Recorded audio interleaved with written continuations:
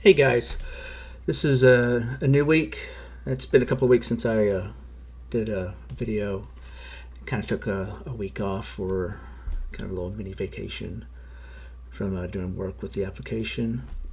And it's Friday, August 7th. We've been working on this for several months now. And it's turned into a nice little platform. The market's just closed down. It's like 3 o'clock. And so we're into the after hours.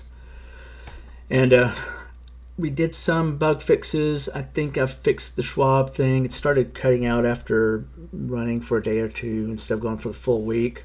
I think they've been making some changes, so we've just added some check code that will check the stream as long as we're receiving data, even if it's a little stale, because right now it's 5 minutes behind, but we're receiving data. It'll keep receiving it so I don't lose anything. But we've had times where it stops transmitting, but it doesn't drop the connection. Because if it drops the connection, we'll automatically reconnect. But it was stopping transmission while the connection's still open. And so now we check to make sure that data's been updated recently, even if it's stale data, because we're collecting all this data. And if not, it'll restart. So it's one of the big fixes that we did. I've been doing a lot of new changes, more for the portfolio. But before we start with that, I think I'll go into to managing. So if we go into the dashboard, let me refresh.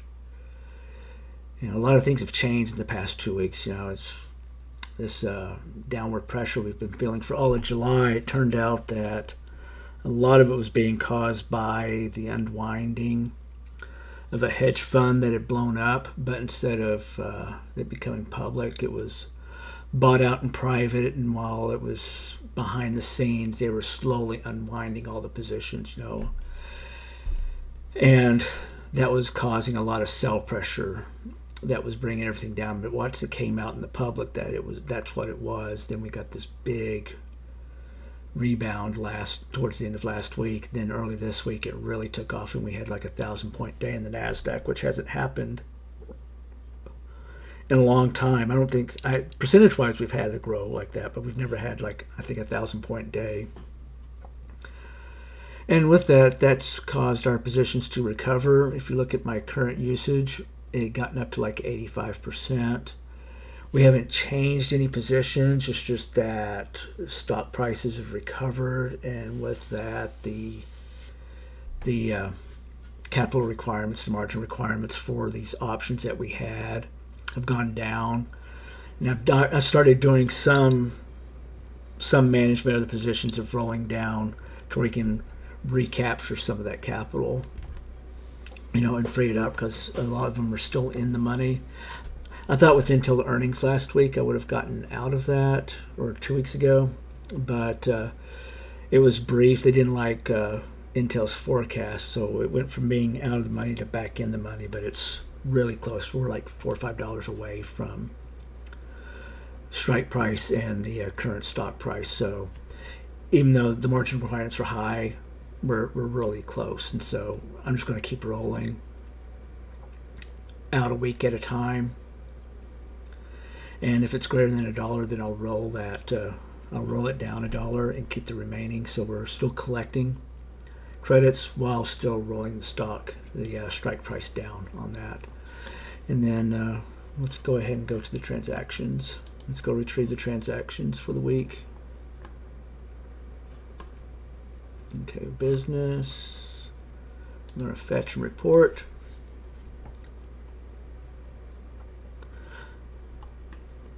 Okay, so our two big positions are EQT and Intel. And in EQT,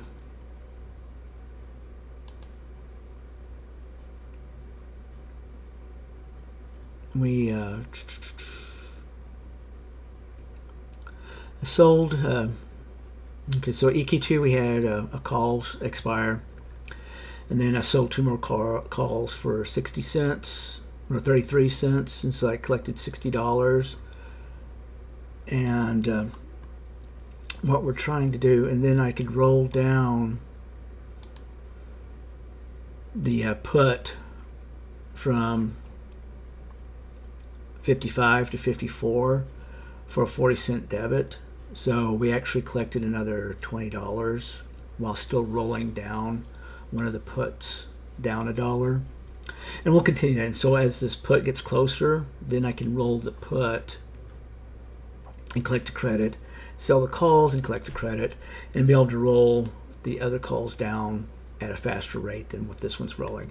And this is kind of how you can manage if you don't want to get rid of the position. And yeah, this one, so in another account, I actually own the stock, and it went through its dividend, the ex-dividend date, and so I'll collect like 16 cents, and for that one, it's just going to be an ongoing. I sell calls, collect the dividends, because it's a retirement account. It doesn't matter whether I own the stock or I'm in the put, so it's more of like, it's kind of a wheeling position, though. I try not to treat it like wheeling, but it's a retirement account, so it doesn't matter if I own the stock or not. It's going to cost me the same to sell puts as to own the stock and sell calls. And with the call selling, I'm collecting the additional dividend on it. Okay, so we select this. We've selected all the EQTs, and we will add to the existing position. So we're going to add to the campaign. And as you can see, we went from 742 to 762. So I wanted to keep it above $600. And I think I have one call that I'm going to wait till next week to sell. And then we'll take the difference and roll probably that 54 put down to 53, because I think the stock EQT is still trading at above or around 52, so we're still above the stock price on the puts. Okay, and the other item I rolled a call.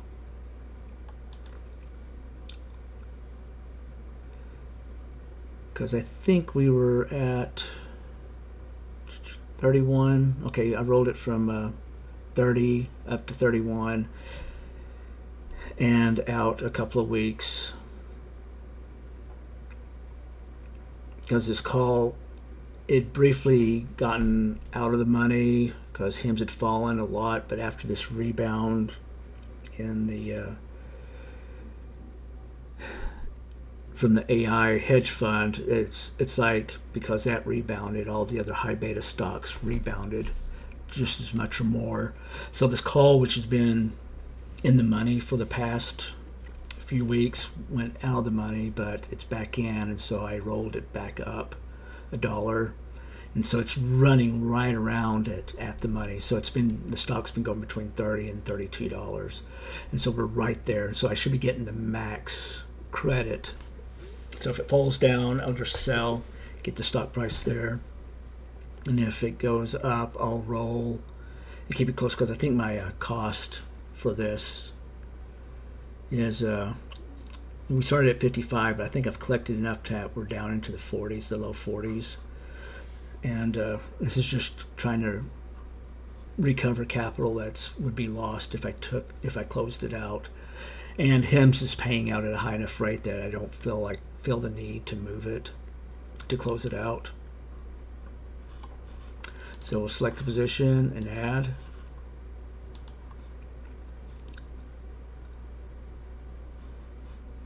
Okay. So that's the activity for the week on this account. Since we're in a defending position, it's very hard to do anything but do the weekly and buy time. So it's gonna. We already have like a 10% gain for the year, and we're getting into the third and fourth quarter. So we're going to maintain the gains for the year, and hopefully we'll get these to break even and realize these gains as far as the portfolio is concerned. Okay, let's look at position summary. So these are the current positions that we have. So we have the 2 Intel puts that are, where's the strike price? I need to work on the strike prices on this, make it clearer. So these have been going for over a month now.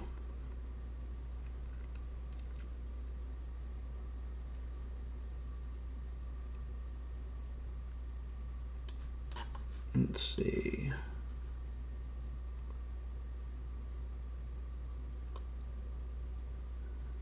Okay, that's something I need to make very clear on this. Is I need to add a strike price.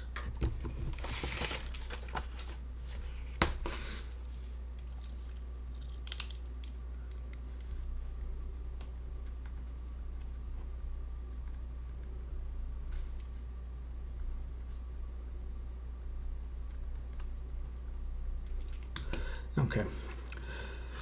Okay, so we'll be adding a strike price. So one of the things we did add, this is a new page, and this is to help do some analysis on a trade.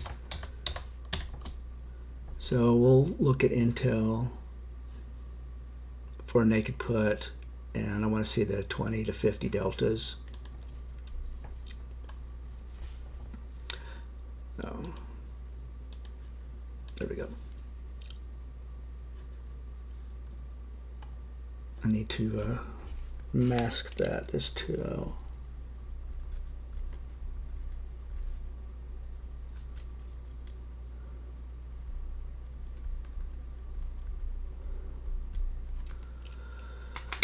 Okay, so this will give you the option chain for the 20, between 20 and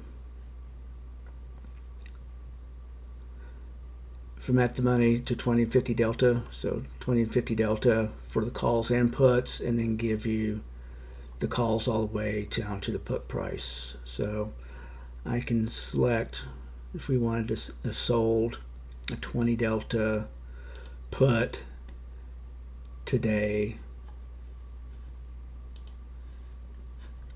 Okay.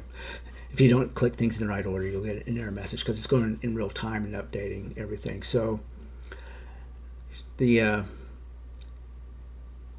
so these are the Intel. This is like the call ladders or the put ladders for different expirations. I have it out to 45 days.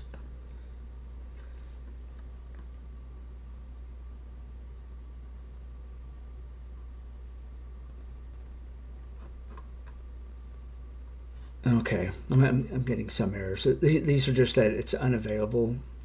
So I think it's because the market's closed. It's 3:15 and it's Friday, and so some of the market information I can't get. I should be doing this during live trading hours. I'll have to correct that next week. But this is a real cool thing. So it will go out. I'm using Tasty for all this. Is that we're going to assume the mid price on Intel is what we can fill, and then we can get the capital estimate by asking Tasty for a dry run of the trade, and it will come back and give you everything. And if I just sold it for over the weekend, basically to expire Monday, you would be getting a 3% return. And what you want to do, you want to compare this. So this is Intel. You could compare it against the exact same type of 20 delta on the SPY, and your return on capital will be 0.4. So 3% versus 0.4. Well, Intel is more volatile because it is a tech company and it's under the semiconductors and everything. So it's a range. Well, then you want to compare actually to the QQQs or MES or MNQ. And I think I'm getting some error messages for stuff that can't display, but we are getting the return on capital for MES and the return on capital for MNQ. You know, these capital estimates. Okay, so this is the guess estimate, and because that I'm getting the message that it can't get the dry run estimate, which would be the actual, because it's supposed to be more like $2,000, $3,000. And so if I multiply this by 3 or 4, you're getting up closer to, it'd still be under a percentage.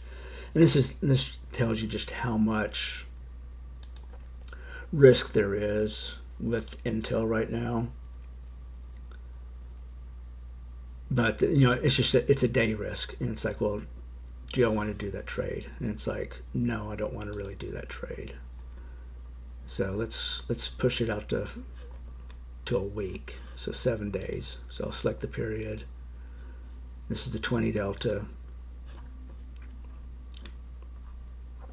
Okay, I think I got returns on this. So it just must have been an issue with quoting something so close.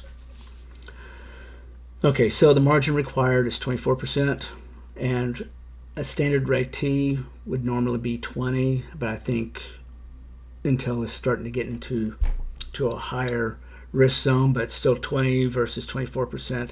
It's still doable, and this is what we get paid for a week. And then the return is nearly 5% for that 1 week. So you're making like 5% a week. This is why I'm in the Intel trade.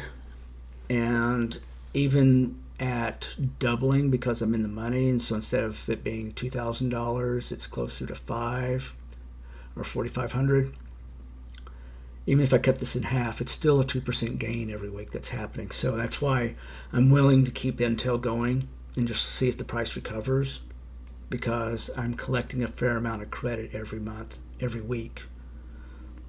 And that's going to lead into the other thing I'm starting to develop because of what I developed here. I liked how the chart came out. So this is the details for the stock. So it was trading at 101 today. The delta here is 9. So at 20 delta for 1 week out, we're at 94. So you're about $5 away. $5 it can move in a day. That's just what Intel is. But this is where you can get a quick analysis. This is what my trade is. This is my return on capital. But then you want to compare it to the SPY or the QQQ or MES or NQ, depending on what kind of stock it is, to where you can see if you're getting paid correctly. And right now you're getting paid more than the standard for QQQ, which you'd expect because this is in the semiconductor space, and that is highly volatile right now. And that's why we're exposing ourselves to it, is to capture some of that volatility and get the premium from that. Let's see, let's switch it to another stock. I know SPCX is very popular right now,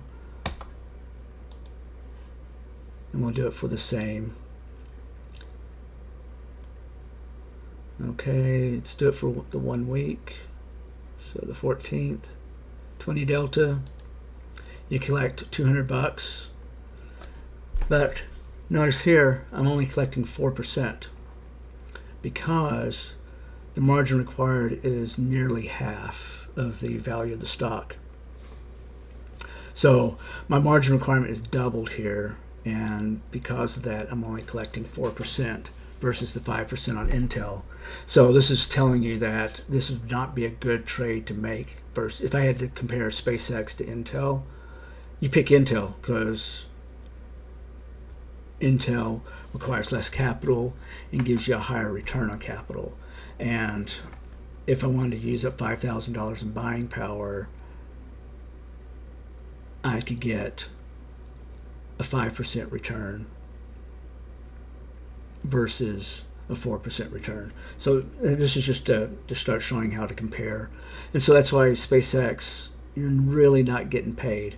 You're having to put up more capital for it versus a standard. So from 24% to 44%, it's nearly doubling how much capital you need to reserve to make the trade.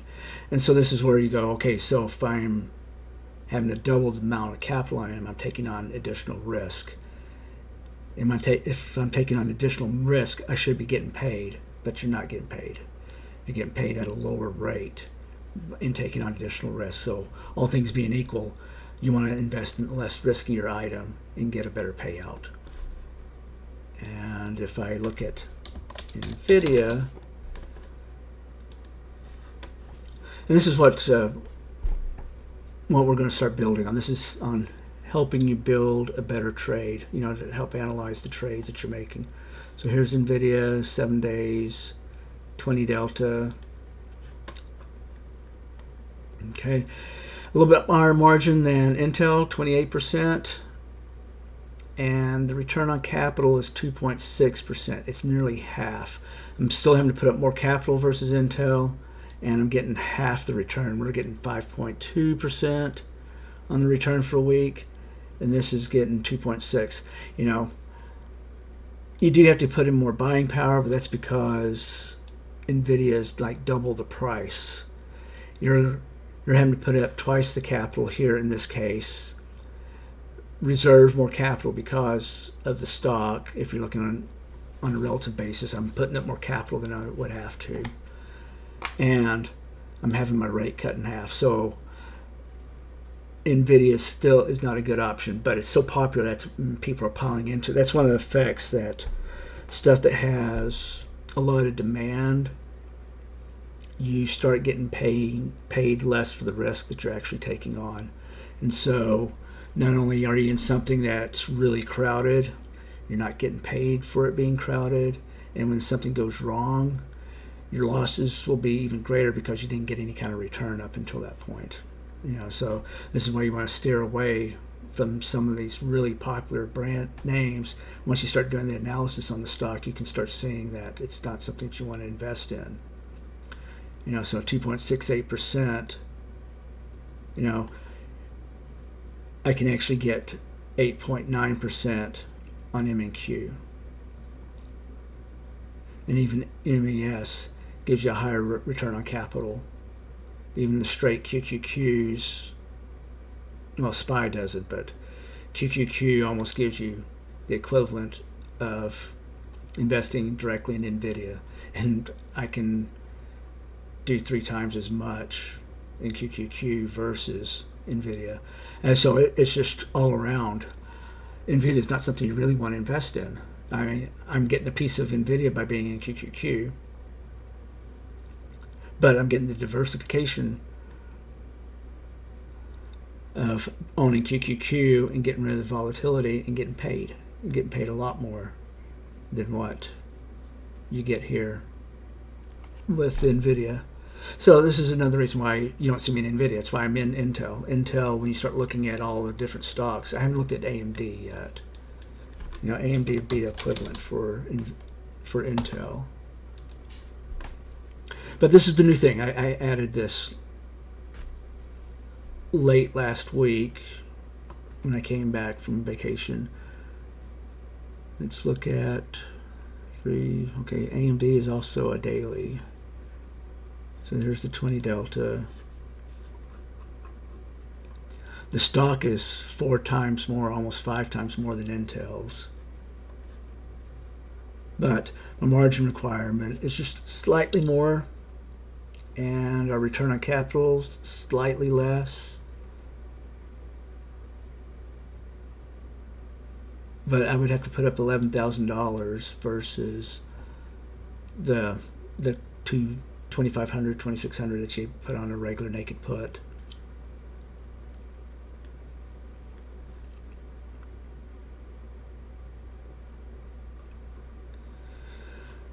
Okay, so this is the new thing, and then because of this, I liked what I saw here. I want to start moving into more of some research. These are trades we've been exploring, but I have no idea how do they perform. How does this stock perform normally and stuff? And this is the new page. It's going to change a lot because this is my first go at creating the page and seeing everything. But what we'll do is that we will create trade candidates, but not only that, we'll keep the trade candidates, execute them in like a paper account. It's not going to be like a real account. These are going to be like paper trades, and we want to see how they perform. If I don't take the trade, then I still want to track these trades because we'll do all different kinds. We're going to do 20 delta, 30 delta, credit spreads, I may do some iron condors and strangles, and jade lizards. We'll do the series of them and do it different time frames. Because one of the things with Intel and AMD and NVIDIA, they've all gone to these daily. So Monday, Wednesday, Friday, they have options that expire throughout the week. And I'm looking at, for like Intel or AMD, AMD may be out of it, but Intel is that I just sell one every 2 days out or 3 or 4 days out.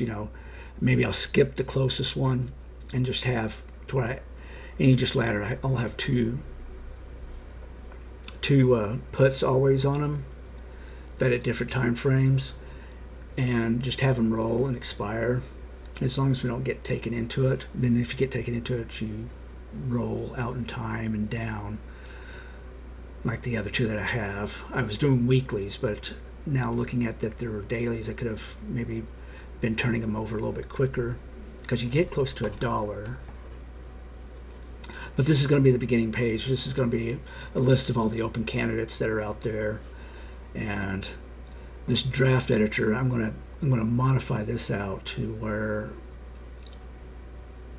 it will be an auto fill in of all these different trades at the different time frames.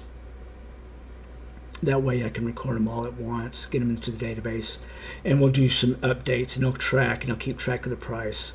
Because one of the things I learned when I was building the ladders here is that it was going out and retrieving, and when it goes to retrieve, it retrieves the entire, all of them available for that time period.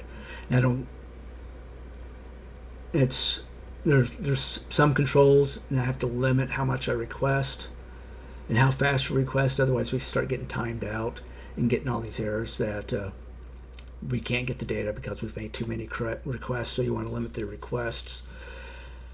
And these are live data pools, but these are data pools pulled for specific periods to match up for the delta. So I'm looking at the 20 delta here. So whatever I've selected here is what it will build here automatically based on the selection. And then it will fill it in. I can't get data for those, so I guess it's the week out that these are just too close for it to fill data in. Okay.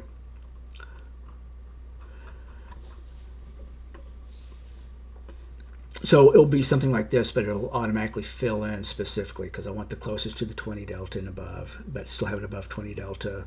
Same for the 30 delta, it'd be 30 delta or greater, but the closest strike price to that 30 delta. And then some credit spreads for puts and calls. Well, I'll not automatically build these out. And then I can just create them all at once, and then we'll track that trade as we go. And if we pass and it didn't get into the money, then it'll be considered a successful trade, and we'll look at how often it's successful, because not all stocks are created equal, and then certain trade types perform better under certain market conditions. Right now we're in a rebound market, and it started consolidating later into this week, but we had a quick rebound. So I expect some consolidation, and we'll see, because we're through the core part of earnings. And so as long as there's no bad news, we should see a continued drift upwards, because all the earnings reports came in okay. The spending is continuing. There's going to be no change in spending. It's just that some of the companies are now going from positive cash flow to actually having to issue debt to finance their AI spend. And that's being 3 years into this cycle, and they're only now starting to dip into debt. It tells you that we're probably still in the early stages of what's happening.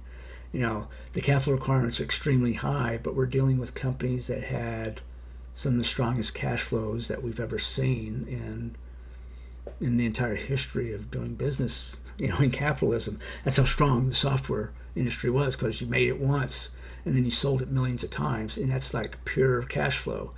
And they really didn't have debt. The only debt they've acquired over the past 20 years has been issuing debt to buy back stock. It's worthless debt. It's debt that should never have been done, but they could do it because they had nothing else. So I expect maybe there's not going to be any.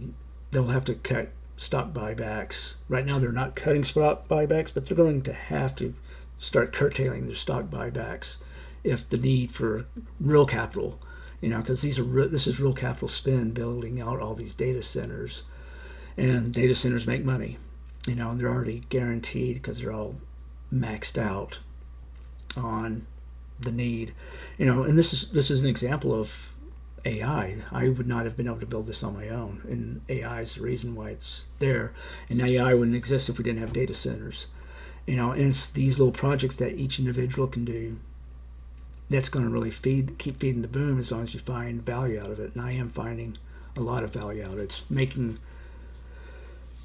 trade analysis a lot easier. What used to take a lot of time is shortened into a few mouse clicks, and I have instant access to the data that I'm looking for. And on top of it, I can start keeping it all instead of maintaining all of these what-if trades and trying to track them and see how they did.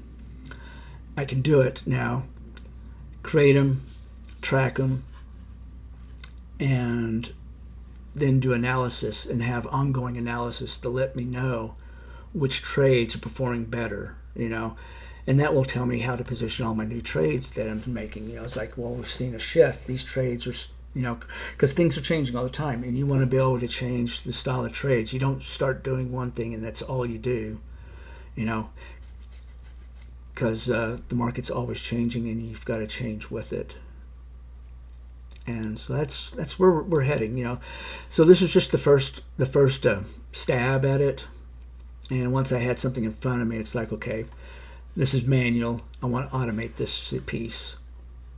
So once I get this piece automated, then I'll look at saving them and then tracking them. Because right now we're wanting to build a bunch of trades all at once, and then take that trade and track it. So I want to start looking at making these daily trades, or taking advantage of the weeklies and have that weekly expiration. I know in the day when SPY and SPCX and all that went to these dailies, and that's when the 0TT started taking off. I just wanted to do like sell the day before and see if it pays off. But when you hit volatility days, it can get cumbersome, and then SPX is too big, and SPY, it was okay, but then when you start getting into low volatility, you're losing out. It just does not pay to be that close to the expiration, so you have to push it out. And then if you're pushing it out, then it's like, what's the difference between having that versus having an Intel or some other individual stock and collecting a little bit higher theta? I know I'm taking that individual risk on. And that's another thing that we'll be working on, is that we're starting with all of this. We'll be able to collect information and start looking at industries and stuff and start building a risk model to where I can put risk into the trade. So that's one of the things that it's not here yet, but we're starting to build in the details for capturing all the components for risk. And one of those components is like, what's the rate compared to this? What's the current market rate? And how is this rate versus market rate? And, so it's just to make sure that you're getting paid. That's if you're taking on the risk, you should get paid for that risk. And that's why I was showing you SPCX and NVDA as compared to Intel. You can see, am I getting paid for the risk? And like, this is AMD. AMD, you're getting paid for the risk that you're taking on. It's just that it's a $400 stock, and that introduces other things because you're putting out a lot of capital to do a naked call. And so that's why you look at the credit spreads on these bigger ones. But by doing a credit spread, you're introducing defined trades. You're defining the risk you're willing to take on But because it's defined risk, it also has a higher risk profile versus the naked, because there's less things that you can do to ameliorate any kind of moves that go against you. So you have to be either quick to get out and take your loss, which that loss will be less than the max loss, and you'll end up doing that a lot more often than what you think you anticipate. And if you go further out, then you're not getting paid. And if you're closer in, you're exposing yourself to more risk. And that's the push and pull. And it's like, okay, we want to know in AMD, do I get challenged more often or not? It's like, is it around earnings that this challenge happens? Is it not? Or is it more news event risk to that stock? And those are questions we don't know. And that's what we're going to start putting up all these practice trades and looking at them and measuring the kinds of risk and how the stock behaves with those risks as they show up. And that's some of the goal of this project that we're working on. So there's been a lot of ideas. We've gone from starting off with just the chart for doing day trading and finding the zones where we should expect interesting points and reversals and changes in direction, and that's helped with the day trading. And now we're looking at our positioning and looking at, let's see, where's the dashboard? Go back to the dashboard. And it gets us back up to the dashboard. So my net lick has gone from 18 to 20,000 the past 2 weeks. So we've gone back up 2,000 just because of the price recoveries. And so there was less margin required. So we're getting closer to our target. And I expect within the next couple of weeks, if price keeps moving, we'll be back down to our target range of 40%. And with that recovery, hopefully we'll be able to close out some of these positions over the next 3 weeks or so. Otherwise, I've liked what I've done so far, and it's cut down a lot of work, and I'm going to start expanding out the details towards more accounts and building out these new research tendrils that we've building to where it helps get a better trade understanding. Okay, well, I think that's going to do it for this week, and we will have updates for next week, and hopefully there's more changes to show.